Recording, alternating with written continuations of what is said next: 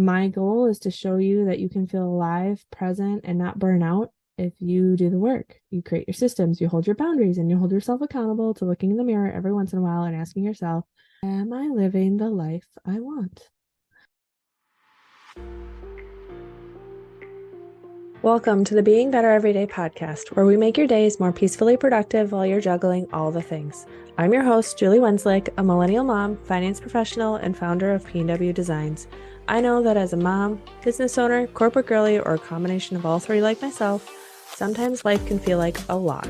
With the simplicity in systems and being better every day, we create habits and routines that support your life, create calm in the chaos, and put the you back in your everyday. Grab those headphones, put on your shoes, and join me on a walk while we dig into today's episode.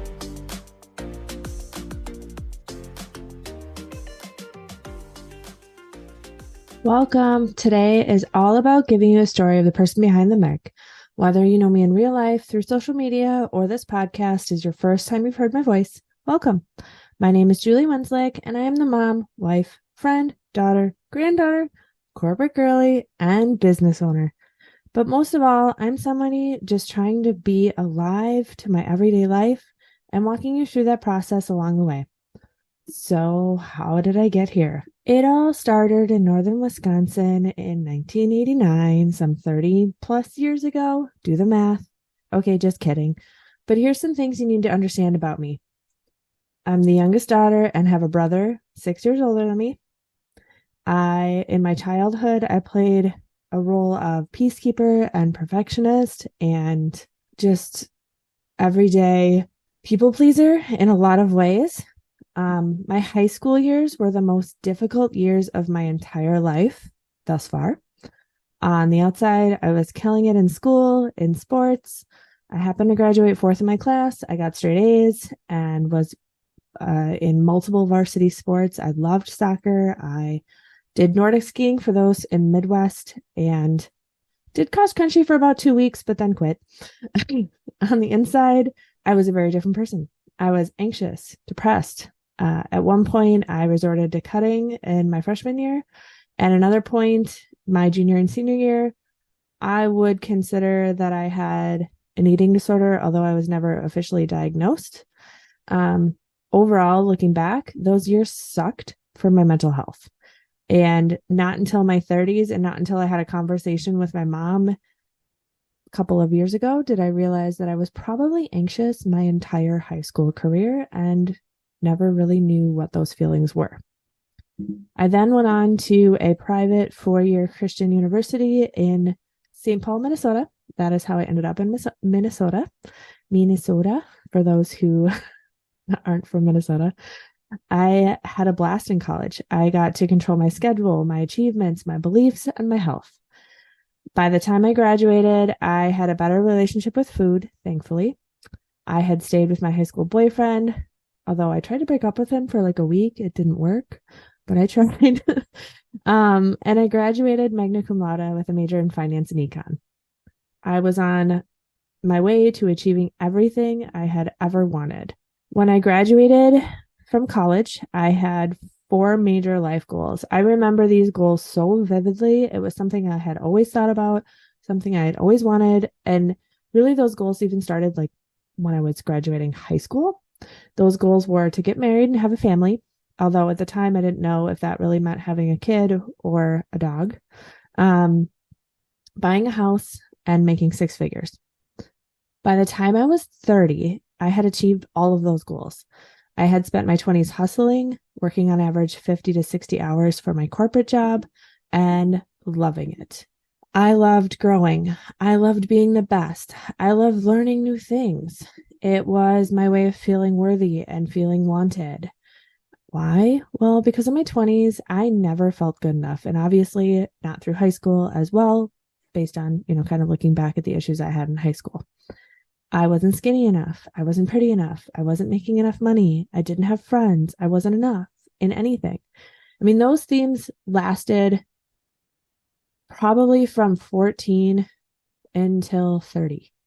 So was that 16? Okay, don't at me with my math. 16 years of my life. I had friends in high school that I always felt second best. I was always comparing myself and wondering why no one liked me as much. And I was always felt like the third wheel. And I felt like that a lot of between, again, 14 to 30, like 16 years. This ended up being also a major theme in our marriage with some pretty low lows, as well as in my corporate job for a good 8 years. Like I said, most of my 20s. So what happens when you hit all of your dreams by 30? When you are a new mom, postpartum with a lot of hormones, and you go, what the fuck? Well, now what? I literally hit all of my dreams and I had never looked further. That was me. I was 30 with a cute little bundle of joy we had called Peanut, and we still call her Peanut to this day. We had made it through some really massive lows in my marriage with my husband, of course. That would be with my husband. And I'm talking shit that like breaks up marriages.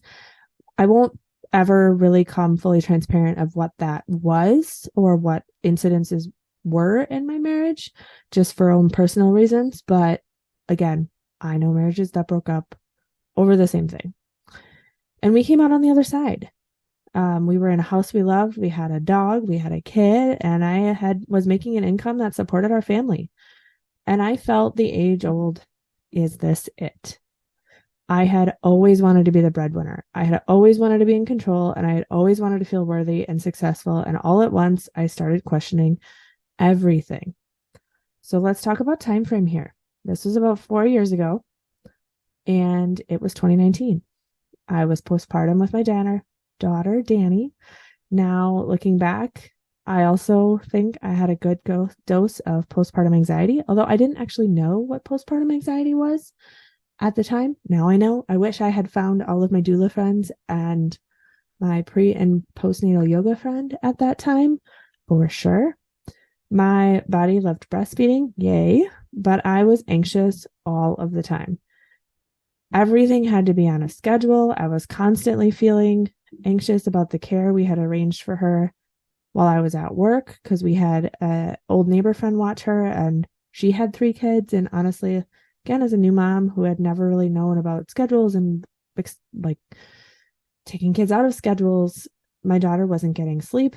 I was worried that she wasn't, really being not cared for, but like paid attention to, I guess is the word I would use. I felt like I was constantly failing motherhood. My husband was also at the time working a full-time job and running a side hustle in the lawn care business. So he was never home. I worked full-time as the breadwinner and then came home and did dinner and bath and bed, almost always by myself, at least 4 nights a week.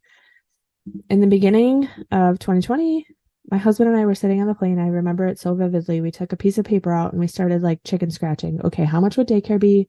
What would he need to make if we did, quote unquote, a cash business for the year, in order to pay for daycare and for him to just work for himself? And we had a come to Jesus moment. I told him that he needed to figure it out for him to be home more.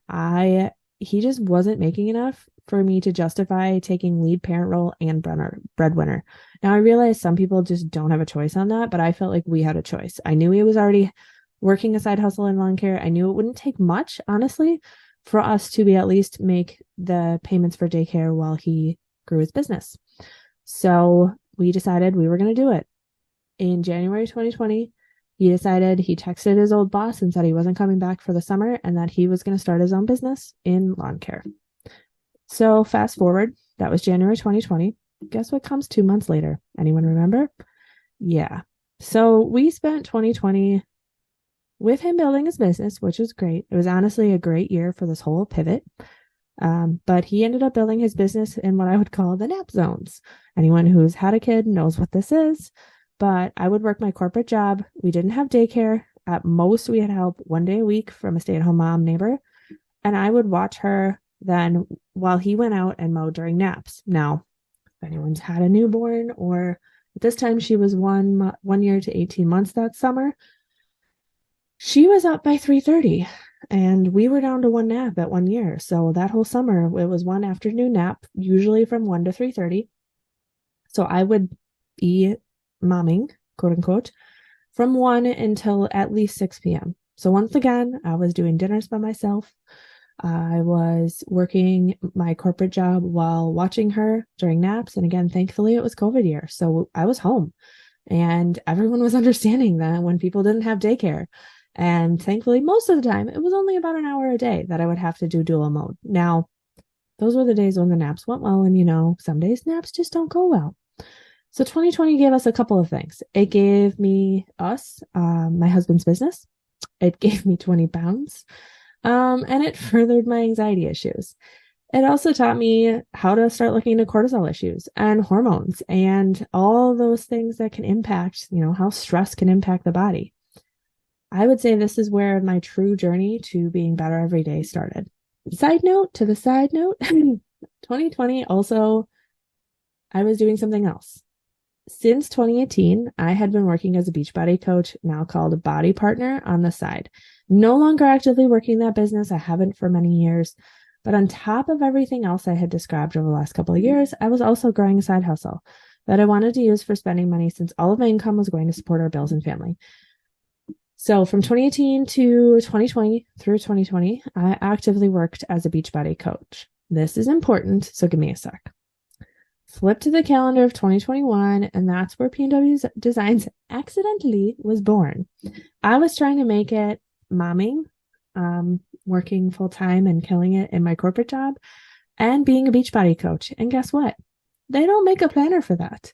So surprise, surprise, on our January 2021 Florida vacation, I sat down in Canva and designed it myself. I had already started designing, sample pages here and there, and had kind of toyed with the idea. And honestly, I Googled and tried to find if I could just upload PDF pages to print a planner and couldn't find anything. So I designed it myself.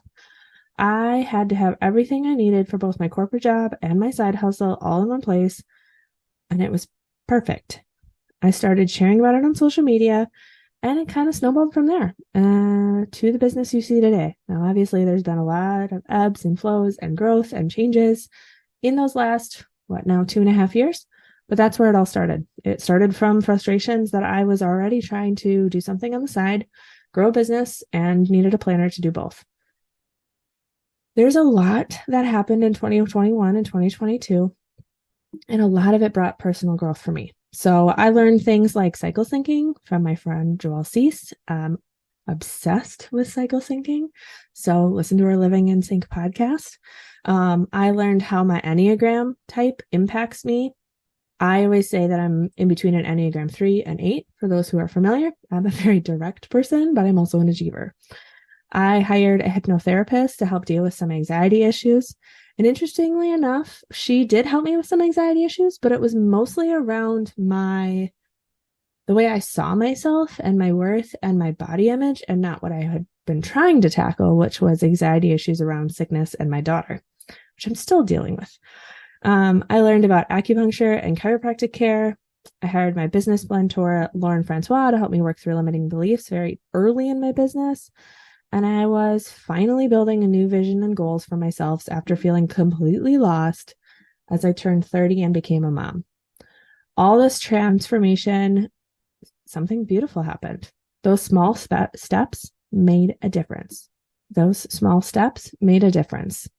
I was making friends through my business. I finally had a creative outlet that let me draw boundaries on my corporate job. I felt alive. I felt worthy just for being me. I felt calm, thanks to also the support of anxiety meds. I will be fully transparent on that and a firm believer of it after I saw another mom who was talking about it. I was being challenged in P&W Designs after feeling completely stagnant in my career. I had been in, and now am in, my corporate job over 10 years. And honestly, I'm really good at it, but it's not often I feel challenged anymore. I love my clients. I love what I do, but it's rare on an everyday basis that I would say I'm making conscious decisions in my corporate career. It's often just kind of repeatable tasks that I've done for 10 years. I was happy. I should say am happy, not just was happy. I am happy. I felt more confident postpartum and 40 pounds heavier than I ever did before I had my daughter. I'm sure everyone has those moments though, where you look back in pictures and you're like, dang it, why didn't you just be happy with what you were at? Now, I saw a picture a long time ago about in your 60s, you'll wish you had your body you had in your 50s. In your 50s, you wish you had your body you had in your 40s. In your 40s, you'll wish your body you had in your 30s. And I think it really dawned on me that I needed to love myself and my body for the strength and the beauty and the life it gave me and my daughter, and not just about the weight. I have honestly basically broken up with the scale over the last couple of years because it doesn't serve me. All it does is give me anxiety. I am 70 pounds heavier than I was back in my eating disorder days, and I'm strong, I'm healthy, I'm confident, and I believe in working myself, and it doesn't matter what the weight is. I digress. So I also learned through that time recently in 2023 about my human design from Lauren Francois, where I felt like another piece of the puzzle clicked into place. I'm a projector where money is often the form of success and recognition. It takes a lot for me to change my stories and beliefs. And guess what? The systems and solutions that I talk about every day, I also can see super easily as a projector. I can instantly see when I'm talking to somebody with a planner consult, the design that they need. I can see branding. I can see, just the creative side of things, not only just the systems, but how it should look. I often have a hard time describing it, but I can see it in my head, and I just need to build it for somebody to be able to see it too. Obviously that's where I started designing the planner business is I was leaning into my human design. So if you don't know what it is, look Lauren up and she will help you get there. Now, my job, as I see it, is to pass on what I've learned. And seriously, this is just like a 10,000 foot look at the last 4 years. I feel like I've changed and grown almost every month since becoming a mom. And I feel like that was a catalyst just because, it forces you with hormones to change and look. In a lot of ways, I feel like I would have changed anyway, because like I said, I'd met all of my quote unquote goals, but certainly it pivoted me. So my goal is to show you that you can feel alive, present, and not burn out if you do the work. You create your systems, you hold your boundaries, and you hold yourself accountable to looking in the mirror every once in a while and asking yourself, am I living the life I want? Side note, this will be where my squirrel brain goes once in a while on this podcast, so be ready for it. Every time I hear the word pivot lately, I hear Chandler going, pivot, on the Friends episode. And I don't even watch Friends I've barely seen any Friends episodes, and don't at me for the people who are obsessed with Friends, but the pivot thing is definitely what's ringing in my brain right now. Anyway, squirrel brain, like I said, you will get that a lot in these podcast episodes. It'll also be about systems in my life that get me there, not the squirrel brain, just systems to get me happy, to the work that I've done, the habits and the routines that make life easier so that you can spend the time doing the things you love. I love the fact that I get to build a business, have a corporate job, spend time with my family. The biggest thing and the biggest struggle for me is often slowing down because I just feel so alive to life, and I love where we're at in life. I don't often feel overwhelmed. I've learned to recognize what burnt out feels like, and I want you to feel the same way. So lace up those shoes, hit play, dive into the world of being better every day with me, and let's do this. Thank you for listening to today's episode of the Being Better Everyday podcast. To see any visuals, head over to my YouTube channel. Links, socials, and resources mentioned can always be found in today's show notes. I truly appreciate you leaving a rating and review to help me reach more women looking to build systems to be peacefully productive. If you are looking for more, you can always find me on Instagram at julie.pwdesigns, sharing the behind the scenes of my everyday life as a millennial mom, corporate girly, and small business owner. Until next time, keep on taking one step at a time towards your version of being better every day.